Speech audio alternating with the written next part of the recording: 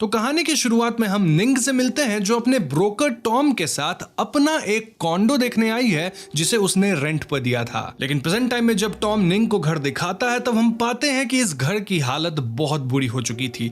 सामान टूटा हुआ था, एक कांच भी किसी ने फोड़ डाला था और लिविंग रूम तो पूरी तरह तहस नहस था। टॉम निंग को बताता है कि उनके टेनेंट्स ने घर को इसी हाल में छोड़ दिया और अपने देश भाग गए बिकॉज उनका यहाँ काम खत्म हो गया था। ब्रोकर निंग से कहता है कि वो चाहे तो लीगल एक्शन ले सकते हैं लेकिन इसमें उनका ही ज्यादा पैसा खर्च हो जाएगा, अतः निंग के लिए बेहतर होगा कि वो खुद ही इस फ्लैट को रिपेयर करवा ले। लेकिन निंग बताती है कि उसके पास पैसे नहीं है, इनफैक्ट रेंट के पैसे से ही वो इस घर का मॉर्टगेज भी भर रही थी। तब टॉम उसे सजेस्ट करता है कि उसे खुद ही इस घर में शिफ्ट हो जाना चाहिए। वहीं निंग खुद जिस घर में रहती है वो उसे रेंट पे दे सकती है बिकॉज वो घर काफी अच्छा है और टॉम बताता है कि उसे उस घर के 70 से 80 हजार तक का किराया मिल जाएगा। मगर निंग इस बात के लिए राजी नहीं होती। वो टॉम को बताती है कि वो घर उसका नहीं बल्कि क्वीन का है और क्वीन कभी भी उस घर को रेंट पे नहीं देना चाहेगा। यहाँ से सीन कट होता है और हम आते हैं एक आलीशान बंगलो में। इस घर के आगे लिखा है इंग्स हाउस और ये निंग और उसके हस्बैंड क्वीन का अपना घर था। घर में उनके अलावा उनकी 7 साल की बेटी भी थी जिसका नाम था इंग।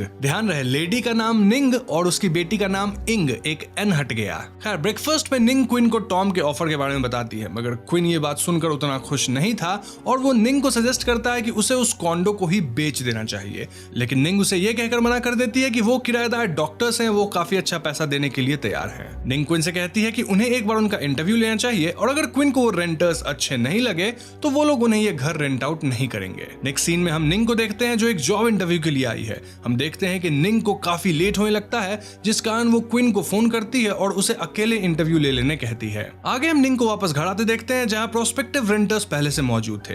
ये रेंटर्स थे डॉक्टर नुच और उनकी मॉम रात्रि। जब निंग घर पहुंचती है तो वो रात्रि और क्वीन को आपस में बात करते देखती है जहां क्वीन के हाथ में एक लाल किताब थी। रात्रि क्वीन से कहती है कि अगर वो इस घर में शिफ्ट होती है तो वो इस बारे में आगे बात करेंगे। हम देखते हैं कि क्वीन रात्रि की बात को काफी ध्यान से सुन रहा होता है जो देख निंग थोड़ा अनकंफर्टेबल लगती है। लेकिन तभी वहां टॉम आ जाता है जो निंग को रात्रि और उसकी बेटी नुच से इंट्रोड्यूस करवाता है। टॉम बताता है कि दोनों माँ बेटी डॉक्टर्स हैं और रात्रि अभी अभी रिटायर हुई हैं, इसीलिए वो दोनों बैंकॉक में एक घर ढूंढ रहे हैं। डॉक्टर निच भी निंग से काफी वार्मली बात करती है और उसके घर की तारीफ भी करती है, सेइंग कि उन्हें ऐसे ही घर की तलाश थी जो शहर के बिल्कुल बीचों बीच हो। रात्रि निंग से पूछती है कि वो लोग कब तक शिफ्ट कर सकते हैं। इसे सुन निंग थोड़ा हेजिटेट करती है बिकॉज उसे मालूम था कि क्वीन इस घर को रेंट पर देने के फेवर में नहीं था। मगर सरप्राइजिंगली रात्रि की बात का जवाब खुद क्वीन देता है जो कहता है कि वो लोग अगले ही महीने शिफ्ट हो सकते हैं। ये सुनकर निंग काफी चौंक जाती है लेकिन कुछ कहती नहीं है। अब इसके आगे कुछ टाइम बीत जाता है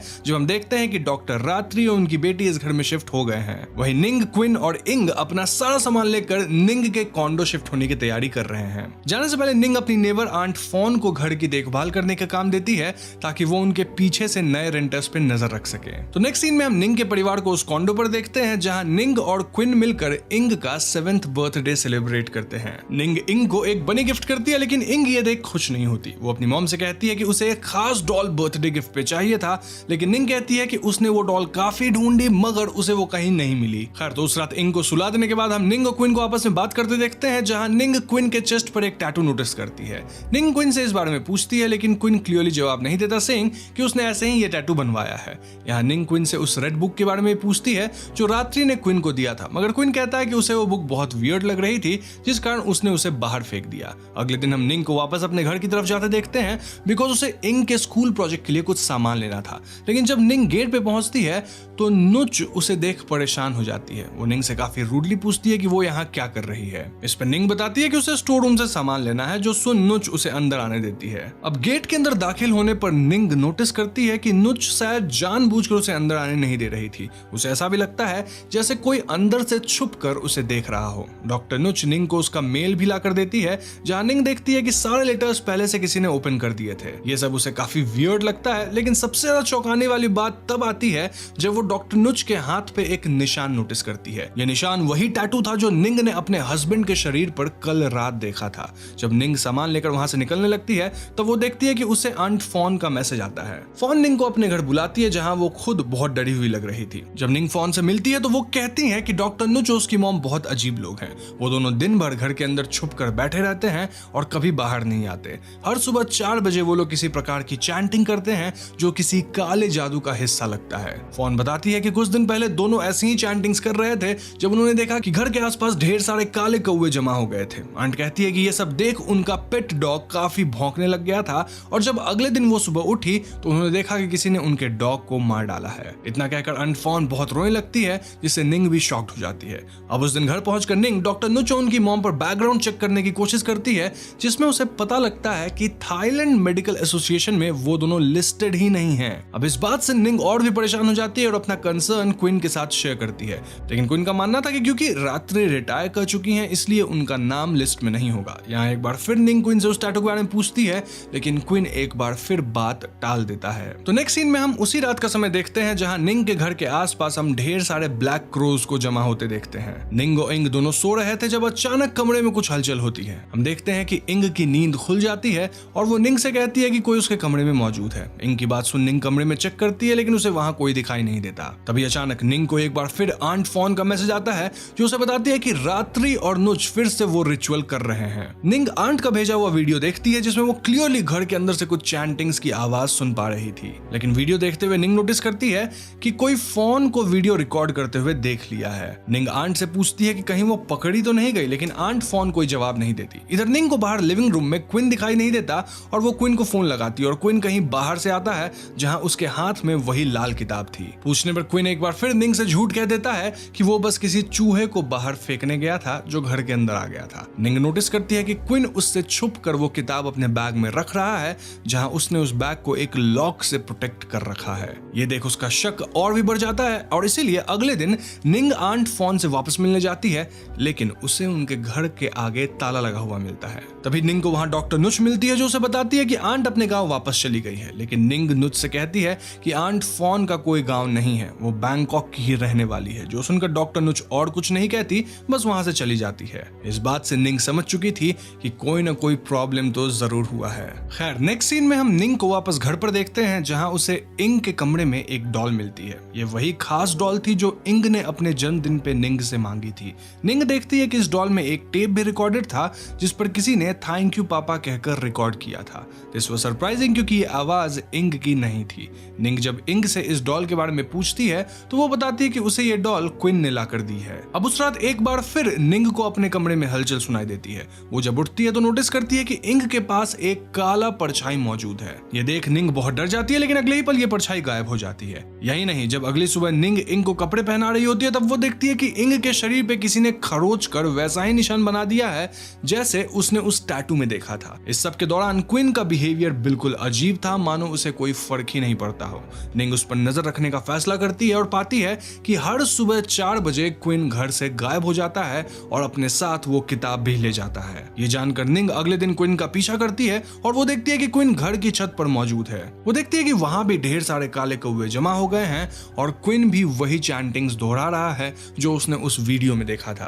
क्वीन के हाथ में वो किताब भी मौजूद थी और इससे पहले कि निंग कुछ समझ पाती, कुछ कौवे उस पर हमला कर देते हैं और निंग को वहां से भागना पड़ता है। तो अगले दिन निंग क्वीन के बैग से वो किताब निकाल लेती है, लेकिन जब वो उस किताब को खोलती है तब उसे उसमें कुछ भी नहीं मिलता। निंग एक बार फिर सच जानने के लिए क्वीन से बात करने की कोशिश करती है, लेकिन क्वीन उसे कुछ नहीं बताता। अगले दिन निंग इंग को स्कूल से पिक करने जाती है जहां वो देखती है कि इंग के साथ रात्रि मौजूद है। निंग इंग के हाथ में भी वही किताब देख लेती है जिससे वो बहुत डर जाती है, लेकिन अगले ही पल वहां सब कुछ नॉर्मल हो जाता है। निंग इंग को कन्फ्रंट करती है, लेकिन इंग कहती है कि उसे इस बारे में कुछ भी मालूम नहीं है। तो इस इंसिडेंट के बाद निंग फैसला करती है कि वो हर हाल में इंग को इस सब से दूर रखेगी। वो इंग और अपना सामान बांध लेती है और उसी रात वहां से भागने का फैसला करती है, लेकिन रास्ते में उन्हें क्वीन रोक लेता है। निंग क्वीन से रात्रि के बारे में पूछती है और वो उसे पूछती है कि वो लोग किस कल्ट का हिस्सा है और आखिर क्यों इंग को इन सब में शामिल करना चाहते हैं। इस पर क्वीन कोई जवाब नहीं देता। वो उल्टा निंग पे ही गुस्सा होने लगता है और रात्रि को मदर कहकर पुकारता है, सेइंग कि वो कुछ भी गलत नहीं कर रही हैं। यहाँ तक कि क्वीन निंग पर हाथ तक उठा देता है और इससे निंग समझ चुकी थी कि क्वीन वो आदमी नहीं रहा जिससे उसने शादी करी थी और इसीलिए वो किसी तरह इंग को लेकर वहां से भाग जाती है। अगले सीन में हम निंग और इंग को एक होटल में देखते हैं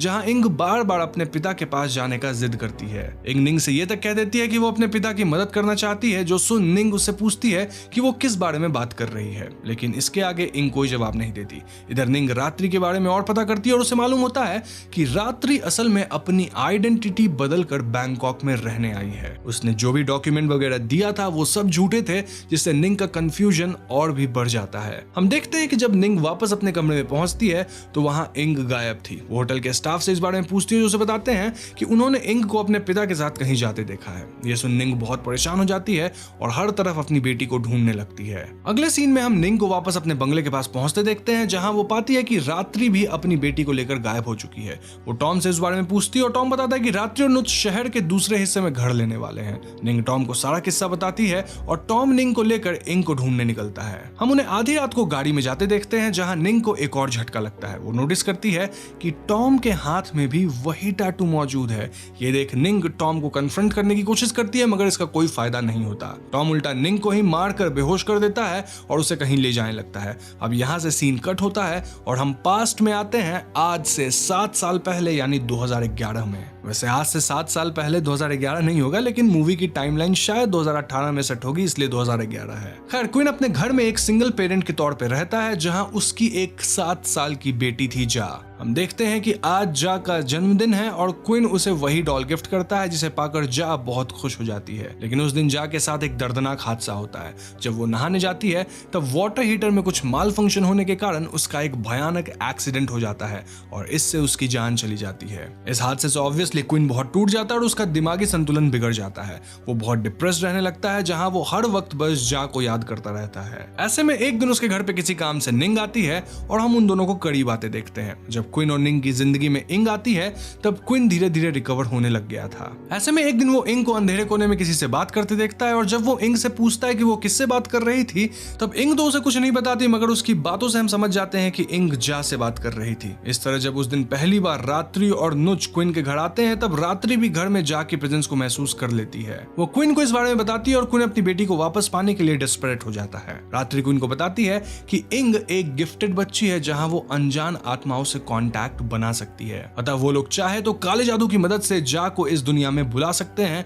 जहां वो और इंग एक ही शरीर में साथ साथ रह सकती हैं, बिल्कुल दो सहेलियों की जैसे। ये सुन क्विन रात्रि से पूछता है कि इससे इंग पे कोई खतरा तो नहीं होगा ना, लेकिन रात्रि उसे यकीन दिलाती है कि ये रिचुअल पूरी तरह से सेफ है। हम अगले दिन देखते हैं कि क्विन, रात्रि और नुच इस प्रक्रिया की विधि शुरू कर देते हैं और ये वही दिन था जब निंग सामान लेने घर तक आई थी। टर्न्स आउट क्विन उस समय यही मौजूद था। इनफैक्ट वो टैटू, देन किताब में अपने आप गायब होने वाले मंत्र, सब कुछ उस प्रक्रिया का ही हिस्सा था। क्विन इस बारे में निंग को कुछ नहीं बताता, मगर इंग को बता देता है। इंग हर हाल में अपने पिता की मदद करना चाहती थी और वो इसके लिए मान जाती है। इसके बाद हम वापस स्कूल वाले दिन का सीन देखते हैं, जहां रात्रि क्विन को बताती है कि उसे इंग के शरीर पे एक खास निशान बनाना होगा ताकि वो लोग अपने रिचुअल को आगे बढ़ा सकें। उस दिन रात्रि खुद इंग से मिलने स्कूल भी आती है और वो इंग को बताती है कि बहुत जल्द जा उसके शरीर में प्रवेश कर जाएगी, जिसके बाद वो साथ साथ रह सकेंगे। इंग रात्रि से पूछती है कि उसे इस बारे में कैसे मालूम है और तब रात्रि रिवील करती है कि उसके शरीर में भी इसी तरह एक दूसरी आत्मा का वास है। ये कहते हुए रात्रि इंग का हाथ थाम लेती है और हम देखते हैं कि इंग किसी दूसरे दुनिया में प्रवेश कर जाती है, जहां यात्री के बजाय कोई और ही औरत उसके साथ थी। रात्रि इंग को बताती है कि असल में ये शरीर नापा ऑर्न नाम की एक औरत का है। नापा ऑर्न भी इंग की तरह एक स्पेशल सोल थी जो ट्रैवलिंग क्लैरवॉयंस परफॉर्म कर सकती थी। ट्रैवलिंग क्लैरवॉयंस यानी वो तकनीक जिससे एक जिंदा शरीर किसी ट्रैवलिंग सोल को देख सकता है और उससे जुड़ सकता है। इसी कारण आज से 50 साल पहले रात्रि के परदादा ने नपाओन के शरीर में उसे प्रवेश दिलवा दिया और अब वो दोनों साथ साथ रहती हैं। रात्रि इंग को समझाती है कि उसे भी यही करना है, क्योंकि उसके परमिशन के बिना जा उसके शरीर में दाखिल नहीं हो पाएगी।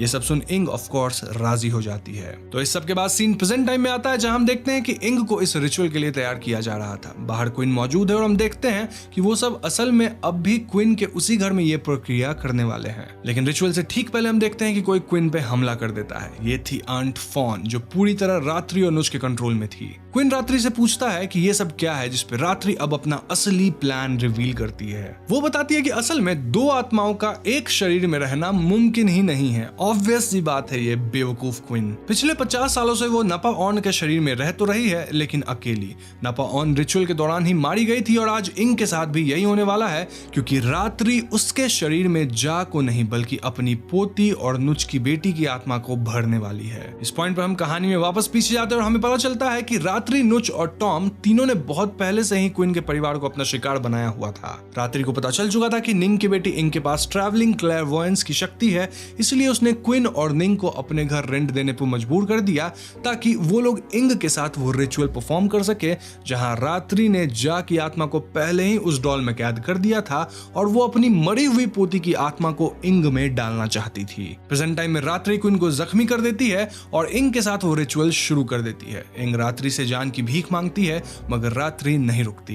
दूसरी तरफ हम देखते हैं निंग को जो किसी तरह टॉम के चंगुल से खुद को आजाद कर लेती है और टॉम के फोन से तो पता चल जाता है कि निंग कहां है। वो यहां पहुंच जाती है और रिचुअल रोकने की कोशिश करती है। हम देखते हैं कि निंग उस मूर्ति को ही तोड़ देती है जिसमें इतने सालों तक रात्रि ने अपनी पोती की आत्मा को कैद कर रखा था। इसी के साथ हम इंग को होश में आते देखते हैं और निंग उसे लेकर भागने की कोशिश करती है मगर रात्रि उसे बताती है कि उसने बहुत देर कर दी है। इंग के शरीर में अब इंग मौजूद नहीं है। ये कहकर रात्रि निंग पे हमला करने की कोशिश करती है लेकिन ऐन मौके पर इंग उठ खड़ी होती है। इंग अपने हाथों से नुच और रात्रि को मार डालती है। फाइनली हम यहाँ पुलिस को आते देखते हैं जहां निंग और इंग की जान बच चुकी थी। निंग इंग से मिलने आती है और उससे पूछती है कि वो ठीक तो है ना, मगर उसकी बात सुन इंग रोने लगती है। इंग निंग को आंटी कहकर बुलाती है और उससे माफी मांगती है। यह सुनकर निंग चौंक जाती है और वो पूछती है कि आखिर वो कौन है और इंग बताती है कि असल में वो इंग नहीं बल्कि जा है। जी हाँ दोस्तों, यहाँ रिवील होता है फिल्म का फाइनल क्लाइमैक्स जहां हम वापस उसी रात में पहुंच जाते हैं। क्लैरवॉयंस के दौरान रात्रि ने इंग की आत्मा को खत्म कर दिया था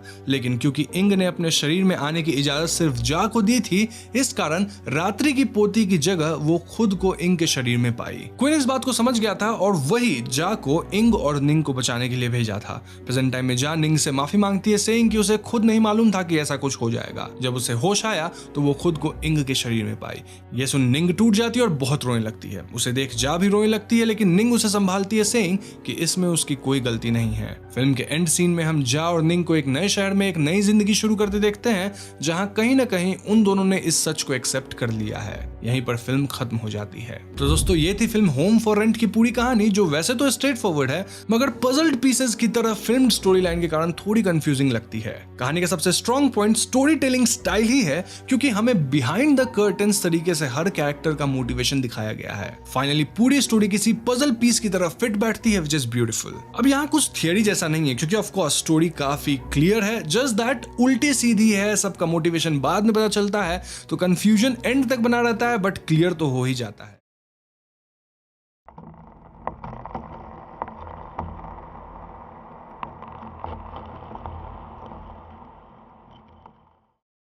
तो मूवी के शुरुआत में हम डेविड ब्राइसन नामक इंसान से मिलते हैं जिसकी बेटी माशा खुद के साथ गलत करी थी। मतलब आप समझ रहे होंगे कि मैं यहाँ क्या कहना चाहता हूँ। स्टिल नहीं समझ रहे हैं तो माशा अब इस दुनिया में नहीं रही। समाप्त होने से पहले माशा सॉरी मॉम लिखी थी और इस सब से डेविड काफी परेशान होता है। आगे हम देखते हैं कि डेविड को अब नाइटमेयर्स आने लगे हैं जहाँ वो अपनी बेटी माशा के घोस्ट्स वगैरह को देखता है। इस सब से कोप अप करने के लिए डेविड एक सपोर्ट ग्रुप भी ज्वाइन करता है लेकिन वहाँ बाकी लोगों की दर्द भरी कहानी सुन के या फिर डॉक्टर की सलाह से भी डेविड को कोई फायदा नहीं हो रहा था। डेविड यहाँ उइजी बोर्ड वगैरह को इस्तेमाल करने की बात भी कर रहा था ताकि वो अपनी बेटी माशा से रिकनेक्ट कर सके। डेविड की बातों से हम समझ पाते हैं कि माशा के समाप्त होने की वजह डेविड खुद को मानता था लेकिन डॉक्टर डेविड को मूव ऑन करने की सलाह दे रहे थे। मोरओवर इस घटना के बाद डेविड की पत्नी मिशेल भी उसे छोड़ चुकी थी। अब इसी सपोर्ट ग्रुप में हम 4 लेडीज को देखते हैं जो कि एकदम गॉथ लुक में थीं और ये चारों डेविड को हेल्प ऑफर करती हैं। लेडीज का कहना था कि डेविड इनके प्राइवेट मीटिंग्स में अगर आएगा तो ये लोग डेविड के नाइटमेयर्स वगैरह को खत्म कर सकती हैं। इनफैक्ट इन लेडीज को डेविड की बेटी माशा का नाम भी पता था, विच वॉज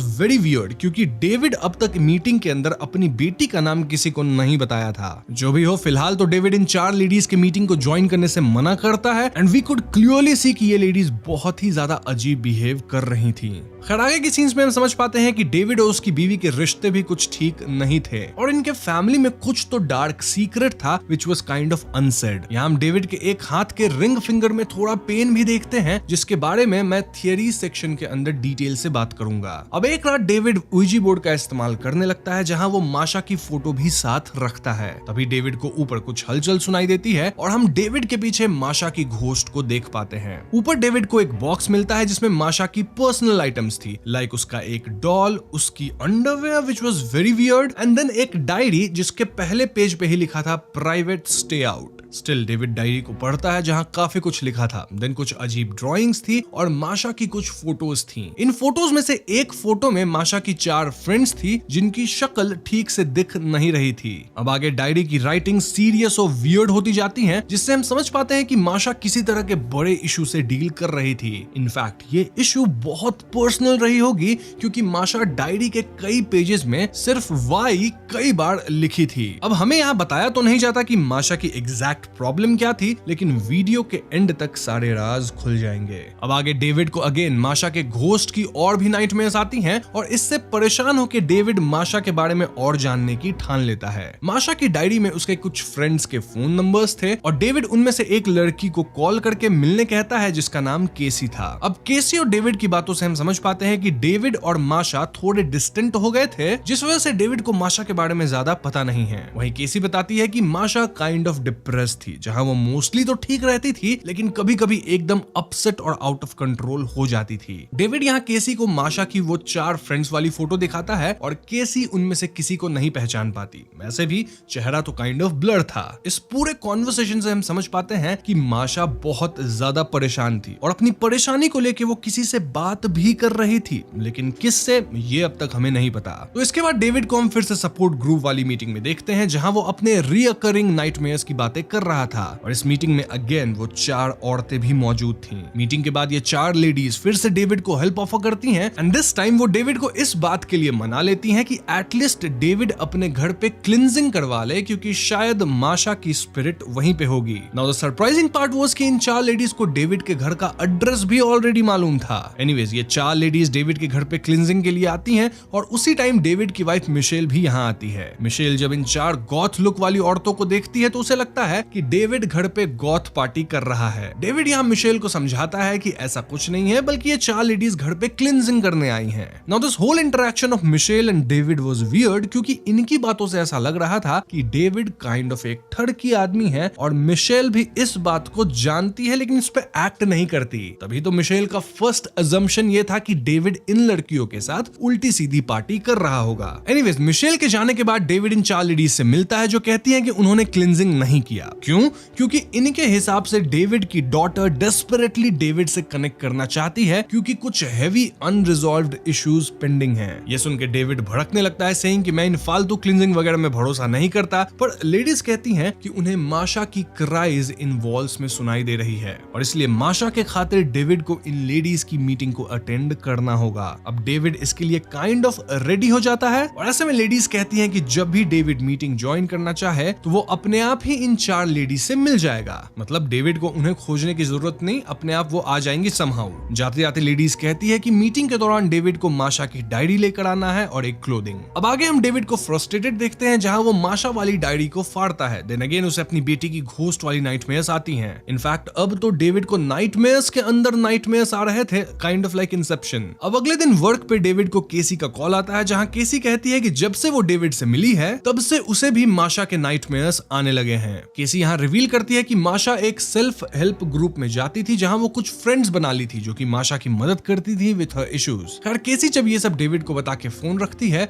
तो उसे अपने घर में कुछ हुडी टाइप की ड्रेस पहने लोग दिखते हैं एंड सीन यहाँ पे कट होता है। अब उस रात डेविड को घर में उईजी बोर्ड पे रेड लाइट दिखती है और उन 4 लेडीज में से एक लेडी नग्न हालत में उसे अपनी तरफ बुलाती है। डेविड प्लान शीट के थ्रू देखता है और अचानक वो अपने आप को एक अजीब सी जगह पे पाता है जहां वो 4 लेडीज नग्न अवस्था में किसी तरह के रिचुअल की तैयारी कर रही थी। ये लेडीज डेविड से माशा की डायरी मांगती है, देन माशा की एक cloth for the ritual. Now the weird part is कि डायरी तो अब फटा था और पूछने पे डेविड झूठ बोल देता है कि उसे डायरी इसी हालत में मिली थी, जबकि हम जानते हैं कि डेविड ही डायरी को फाड़ा था। मोरओवर डेविड यहाँ क्लोथ के नाम पे माशा की अंडरगारमेंट लाया था, which again is very weird. David in ladies से पूछता है कि ये लोग कहाँ हैं, जिसपे लेडीज जवाब देती हैं everywhere and nowhere, which means कि ये लोग ना तो धरती पे हैं ना ही आफ्टर लाइफ में यानी हेवन या हेल में, रादर समवेयर इन बिटवीन। अब यहाँ पे रिचुअल शुरू होता है जहाँ ये लेडीज सॉन काइनो की पूजा करती हैं और एकदम से इन्हें माशा के कुछ विजन्स आते हैं जिससे परेशान होकर चारों चिल्लाना शुरू करती हैं। चिल्लाते हुए चारों बेहोश हो जाती हैं जिससे डेविड काफी परेशान होता है। यहाँ डेविड वापस से माशा की उस फोटो को देखता है जिसमें उसके साथ 4 और फ्रेंड्स थीं और यहाँ अब हम उन 4 लोगों की फेसेस क्लियरली देख पा रहे थे।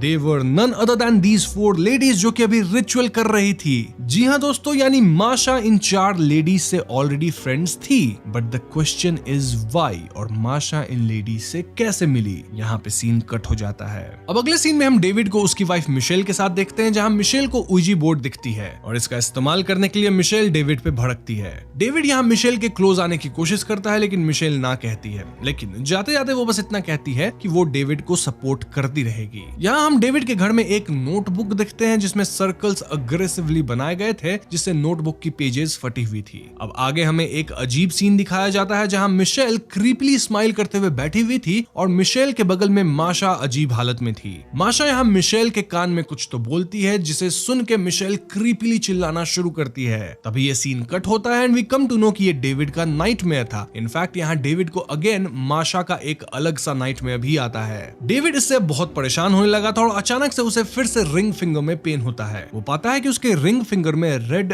थ्रेड बंधा हुआ था और थ्रेड का पीछा करते हुए डेविड बाथरूम में पहुंचता है जहां माशा खत्म हुई थी। डेविड यहाँ माशा को देखता है जो कि मृत थी, लेकिन एकदम से माशा बोलने लगती है ब्रिंग मी बैक। माशा बहुत अग्रेसिवली ब्रिंग मी बैक बार बार बोलती है and this again was David's nightmare. अब डेविड यहाँ घर के बाहर उन्हीं हुडेड लोगों को देखता है जिसे केसी अपने घर पे देखी थी। खैर अगले सीन में डेविड ऑफिस में होता है जब उसका एक कलीग उसे इन्फॉर्म करता है कि डेविड से मिलने 4 लेडीज आई थी। डेविड लेडीज के पीछे जाता है और अगले सीन में हम उसे एक बिल्डिंग के बाहर देखते हैं। डेविड यहाँ मिशेल से फोन पे बात कर रहा होता है, जहाँ वो मिशेल से कह रहा था कि वो माशा को वापस लाके सब कुछ पहले जैसा कर सकता है। ऑफ कोर्स मिशेल उसकी बातों पे यकीन नहीं करती। इनफैक्ट वो डेविड को रोकने की भी कोशिश करती है, लेकिन डेविड तो अब इस बिल्डिंग के पास था जहां वो खुद से उन 4 लेडीज वाले रिचुअल करने का प्लान करता है। तो डेविड रिचुअल शुरू करता है जहां वो भी सन काइनो की पूजा करते हुए चैंटिंग्स करता है एंड देन वो कहता है open the skies and let her come down. David के ऐसा करते ही उसे माशा वाकई में बिल्डिंग के बाहर मिल जाती है। जी हाँ दोस्तों, माशा वापस आ गई थी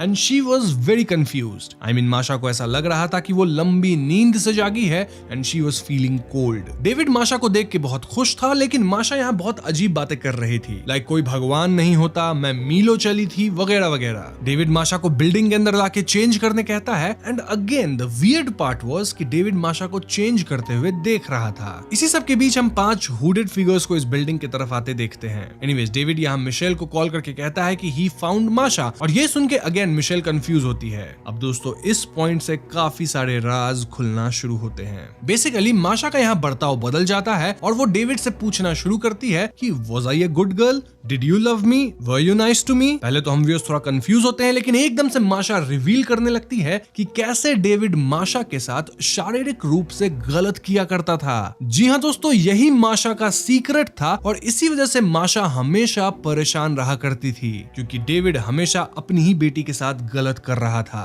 वैसे इस चीज की हिंट हमें मूवी के स्टार्ट से दी गई है, जिसपे हम थियरी सेक्शन में ही बात करेंगे। फिलहाल माशा डेविड से दूर भागती है saying I want to play a game. वहीं 5 हुडेड फिगर्स डेविड के करीब आते हैं। इनमें से 4 तो वही लेडीज होंगी, लेकिन 5वें का जब डेविड हुडी हटाता है तो वो कोई मॉन्स्टर निकलता है। वहीं माशा अब डेविड पे छिप के हमला करने लग गई थी और ये पूरी सिचुएशन डेविड के अगेंस्ट थी। माशा यहाँ एक चाकू लेके डेविड पे हमला करके उसे चोटिल भी करती है और इस पॉइंट पे एक और चीज रिवील होता है। बेसिकली डेविड जब ऊजी बोर्ड का इस्तेमाल करके या उन 4 लेडीज के रिचुअल से माशा को बुला रहा था तो माशा नहीं आना चाहती थी। क्यों? क्योंकि ऑफ कोर्स वो वापस ऐसे पिता के पास क्यों जाना चाहेगी जो कि उसके साथ गलत कर रहा था। इसलिए माशा की जगह एक मॉन्स्टर यहाँ आ गया है, मतलब माशा रूपी मॉन्स्टर, जो कि फिलहाल डेविड के सामने है। सो यस, हम फाइनली माशा को काइंड ऑफ मॉन्स्टर में तब्दील होते देखते हैं और वो डेविड को काट लेती है। इस हाथापाई में समहाउ डेविड माशा रूपी इस मॉन्स्टर को मारता है। अब इसके बाद जैसे ही डेविड आगे बढ़ता है वो 5 हुडेड फिगर्स आते हैं और डेविड को पकड़ के रिचुअल जैसी जगह पे लिटा देते हैं। देन ये लोग चैंटिंग शुरू करते हैं और एक विच डेविड के पेट पे लगे कट को ओपन कर देती है। वहां से हम माशा को निकलते देखते हैं as if she is being born from inside of David. David चिल्लाता रहता है और फाइनली ये 4 लेडीज प्लस एक और आदमी माशा को अपने जैसा एक क्राउन पहनाती है। माशा चिल्लाती है आई फेल फ्रॉम द स्काई और यहीं पे ये फिल्म खत्म हो जाती है। तो दोस्तों ये थी कॉन्जरिंग द कल्ट मूवी की कहानी, जो कि सिंपल सिंपल तो है लेकिन इसके अंदर काफी डिटेल्स भी हैं। चलिए पहले हम कहानी को शॉर्ट में क्लियर करते हैं, फिर डिटेल्स पे भी बात करेंगे। सो डेविड अपनी बेटी माशा के साथ गलत कर रहा था, जिससे माशा परेशान रहती थी। इसी वजह से माशा एक सेल्फ हेल्प ग्रुप भी ज्वाइन करी, जहां वो उन 4 लेडीज से मिले होंगी जिन्हें हम विचेस भी कह सकते हैं। माशा उनके साथ अपनी सीक्रेट शेयर करी होगी और अंततः वो परेशान होकर समाप्त होने का कदम उठाई। अब डेविड माशा को इसलिए मिस नहीं कर रहा था क्योंकि उसे अपनी बेटी से प्यार था, रादर वो माशा के साथ गलत करने वाले एक्ट को मिस कर रहा था। ये 4 लेडीज या फिर विचेस डेविड को फाइनली अपने जाल में फंसाई ताकि ये माशा का बदला ले सके। So yeah this was the basic story, but let's talk about some details and ending. तो फर्स्ट ऑफ ऑल हमें शुरुआत से ही इस बात का हिंट दिया गया था कि डेविड सही इंसान नहीं था। जैसे डेविड के पास माशा का अंडरवेयर होना, देन डेविड अपने नाइटमेयर्स में कई बार माशा को बिना कपड़ों के देखता था। देन डेविड भले सपोर्ट ग्रुप में एकदम इमोशनल दिखता था, लेकिन वो बाकी टाइम एकदम चिल भी रहता था except the nightmares. Then David जब केसी से मिलने गया था तो वो आराम से केसी को सिगरेट पीने दे देता है, नोइंग कि केसी अभी लीगली ऐसा नहीं कर सकती थी। मतलब सोच के देखो, कोई भी रिस्पॉन्सिबल एडल्ट बच्ची को सिगरेट पीने तो नहीं ही देगा। दिस अगेन प्रूव्स कि कैसे डेविड यंग लड़कियों को बहकाता था और उसकी सोच गंदी थी। अब आप पूछ सकते हैं कि डेविड केसी से मिलने क्यों गया था? वेल, डेविड माशा के बारे में और जानने के लिए केसी से मिलने नहीं गया था, रादर वो केसी से इसलिए मिलने गया था ताकि वो कंफर्म कर सके कि माशा केसी को कुछ उल्टी सीधी बात न बताई हो। उल्टी सीधी बात बोले तो वो बातें जो कि डेविड माशा के साथ किया करता था। माशा अपनी डायरी में केसी के नाम के बगल में हार्ट लिखी थी, तो डेविड को लगा होगा कि केसी ही उसकी बेस्ट फ्रेंड है। तो हाँ, डेविड कंफर्म हो लिया कि माशा केसी को भी कुछ नहीं बताई थी रिगार्डिंग देयर बैड रिलेशनशिप। अब जो कुछ भी डेविड माशा के साथ करता था, इसकी खबर कहीं ना कहीं मिशेल को भी होगी, क्योंकि डेविड के घर पे जब एक और मिशेल आई थी और वो 4 लेडीज को देखी थी, तो मिशेल का पहला शक यही था कि डेविड यहाँ किसी तरह की गंदी पार्टी कर रहा है। So this clearly tells us कि मिशेल को भी डेविड के चरित्र पे शक था ही। ये चीज अगेन क्लियर होता है एक नाइटमेयर के दौरान, जहां मिशेल क्रीपली स्माइल कर रही थी और अजीब तरह से दिख रही माशा मिशेल को कान में कुछ तो बोलती है, जिसके बाद मिशेल एकदम से चिल्लाती है। सो या दिस सीन इंडिकेट्स कि माशा शायद डेविड की गंदी हरकतों के बारे में अपनी माँ को बताई होगी, और भले मिशेल इस पे रिएक्ट करी, लेकिन वो कोई ठोस कदम तो नहीं ही उठाई। इन्हीं कारणों से माशा को ऐसा कदम उठाना पड़ा, और माशा के जाने के बाद डेविड अपनी बेटी को मिस नहीं कर रहा था, बल्कि वो माशा के साथ गलत करने वाली हरकत को मिस कर रहा था। मिशेल जो कि सब कुछ जानती थी, वो भी एंड तक अपने पति को ही काइंड ऑफ सपोर्ट करी। आई मीन वो डेविड को छोड़ जरूर दी, लेकिन वो इतना अपसेट तो नहीं ही थी जितना उसे आइडियली होना चाहिए था इस सिचुएशन में। अब माशा जब जिंदा होगी तब वो सब कुछ इन 4 लेडीज को बताई होगी, और ये 4 लेडीज जो कि काइंड ऑफ विचेस थी, वो माशा का बदला ली। देन हम डेविड के रिंग फिंगर में हमेशा दर्द देखते थे, और उसी फिंगर में एक बार रेड स्ट्रिंग भी बंधा हुआ था। अब इसका क्या मीनिंग हो सकता है? वेल, मेरे हिसाब से इसके 2 मीनिंग हो सकते हैं। पहला ये कि डेविड कुकर्म करने से पहले अपनी शादी वाली रिंग उतार देता होगा, और उसी फिंगर में दर्द होना काइंड ऑफ सिंबलिज्म है। देन ये भी हो सकता है कि माशा के साथ गलत करने में डेविड को उंगली पे किसी तरह की चोट आई हो, which was then represented by thread stuck to that finger। अब इसका कुछ अलग मीनिंग भी हो सकता है, बट जो भी है, इट वाज क्लियर कि डेविड का रिंग फिंगर भी एक तरह का सिंबलिज्म था to the bad things he was into. इस सब के बाद भी हमारे मन में ये सवाल जरूर आता है कि इस फिल्म के एंड में हुआ क्या। वेल, अगर आप गौर करें तो मूवी के स्टार्ट से ही डेविड को नाइटमेयर्स आ रहे थे, और तब तक सीन्स की एक सीक्वेंस थी। मतलब जब भी सीन कट होता तो दूसरा सीन आता था, वो काइंड ऑफ एक सीक्वेंस में होता था और हमें सही लगता था। लेकिन जब रिचुअल फर्स्ट टाइम हुआ, जिसके बाद डेविड अर्थ और आफ्टर लाइफ के बीच में पहुंच जाता है, तब से सीन्स बहुत अब्रप्टली कट होने लगते हैं और चीजें अजीब हो गई थी। जैसे डेविड जब उस मिडिल स्पेस में पहुंच गया था, तो अगले सीन में एकदम से वो अपने ऑफिस में कैसे था? मतलब वो उस स्पेस से कैसे निकल पाया?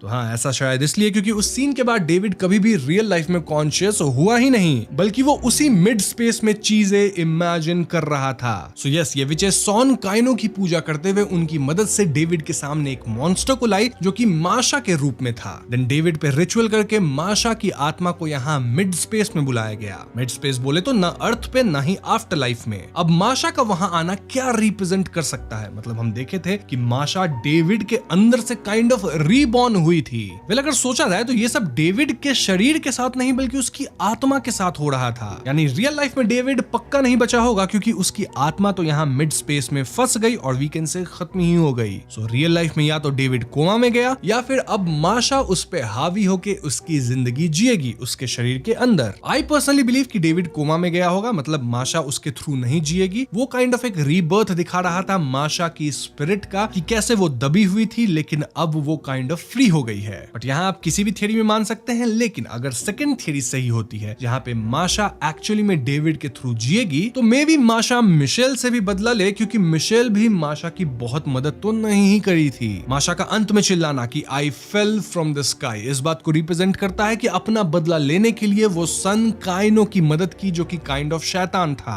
और द फॉलन वन या fell for the sky usually devils को रिप्रेजेंट करते हुए बोला जाता है। हालांकि मैंने गूगल करके सन काइनो के बारे में जानकारी निकालने की कोशिश करी, लेकिन ऐसा कुछ सब्सटैंशियल मुझे मिला नहीं। कुछ चीजें थी लेकिन वो उतनी सेंस नहीं बना रही थी। सो या it might be a fictional God और डीमन कनेक्टेड टू लूसीफर। अब एक और चीज ये थी कि केसी के घर पे भी हम 3 हुडेड फिगर्स को देखे थे। इसको अगेन हम 2 थियरी से कनेक्ट कर सकते हैं। पहली थियरी कि केसी माशा की मदद नहीं करी तो ये हुडेड फिगर्स उससे बदला लेने आए, या फिर केसी इन हुडेड फिगर्स के साथ ही काम कर रही थी ताकि ये लोग सब मिल के डेविड से बदला ले सके। मैं पर्सनली सेकंड थियरी को मानता हूँ।